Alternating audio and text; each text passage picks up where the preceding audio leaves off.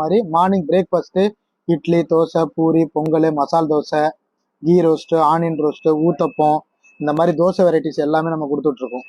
காலையிலேயே அந்த பரோட்டா, குருமா, ஊரில் ஸ்டைலு செய்கிற மாதிரி குருமாவும் கொடுத்துருவோம் கம்ப்ளீட்டாக. இதெல்லாம் பிரேக்ஃபாஸ்ட்டாக நமக்கு கிடச்சி போயிடும். அடிஷ்னலாக கடலைக்கறி, புட்டு, இடியாப்பம் இதெல்லாம் நம்ம ஆட் பண்ணி நம்ம செய்ய போகிறோம் கம்ப்ளீட்டாக. அதெல்லாம் இப்போ லைவ்ல இல்லை.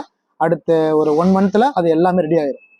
அந்த கேரளா ஸ்டைலில் சாப்பிட்றவங்க புட்டு, கடலைக்கறிலாம் லைக் பண்ணுவாங்க. அதையும் சாப்பிடணும் அப்படிங்கிற கான்செப்ட் தான். ஸோ அதுவும் நம்ம சேர்த்து தான் செய்ய போகிறோம். அது போக மதியத்தில் லஞ்சு மீல்ஸு, ஃபிஷ் மீல்ஸு கொடுக்க போகிறோம், சிக்கன் மீல்ஸு, பீஃப் மீல்ஸு, இது மாதிரி என்னெல்லாம் லைக் பண்ணுறாங்களோ அது எல்லாம் கொடுப்போம்.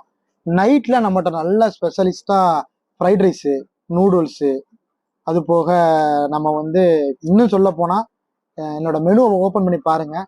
அதில் வந்து லாஸ்ட் பேஜில் போட்டிருப்பேன், ஜப்பார் பாய் ஸ்பெஷல் சிக்னேச்சர் டிஷ்ஷஸ்னு ஒன்று